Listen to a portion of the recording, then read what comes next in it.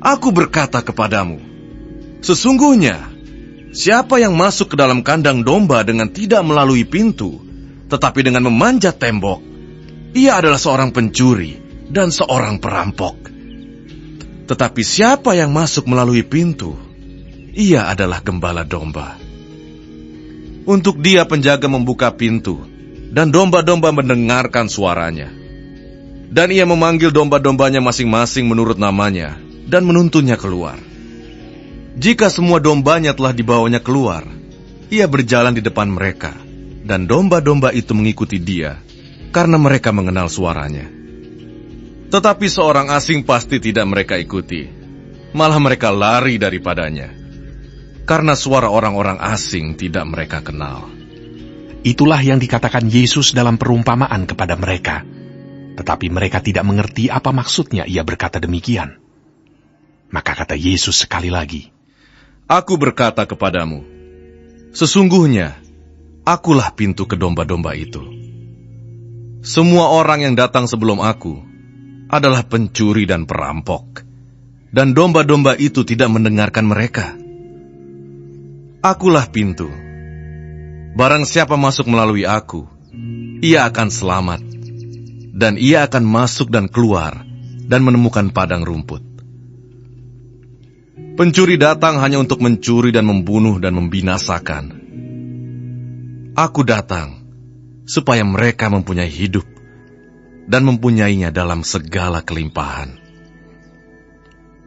Akulah gembala yang baik. Gembala yang baik memberikan nyawanya bagi domba-dombanya.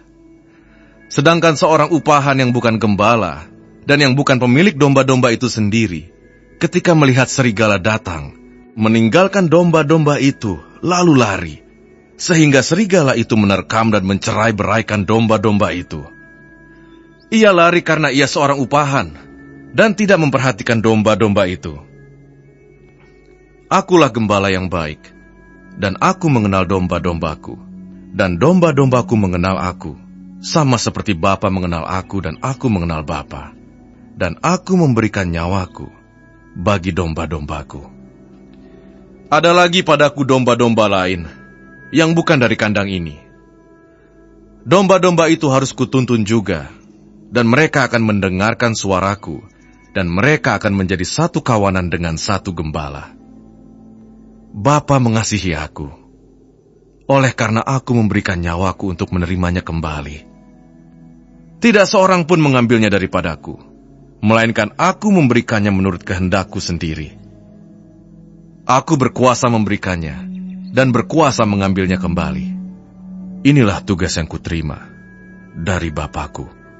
Maka timbullah pula pertentangan di antara orang-orang Yahudi karena perkataan itu. Banyak di antara mereka berkata, Ia kerasukan setan dan gila. Mengapa kamu mendengarkan dia? Yang lain berkata, Itu bukan perkataan orang yang kerasukan setan. Dapatkah setan memalingkan mata orang-orang buta? Tidak lama kemudian, tibalah hari raya pentahbisan Bait Allah di Yerusalem. Ketika itu musim dingin.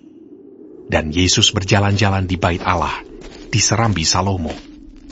Maka orang-orang Yahudi mengelilingi dia dan berkata kepadanya, Berapa lama lagi engkau membiarkan kami hidup dalam kebimbangan?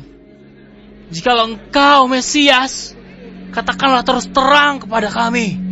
Yesus menjawab mereka, Aku telah mengatakannya kepada kamu, tetapi kamu tidak percaya. Pekerjaan-pekerjaan yang kulakukan dalam nama Bapakku, itulah yang memberikan kesaksian tentang aku.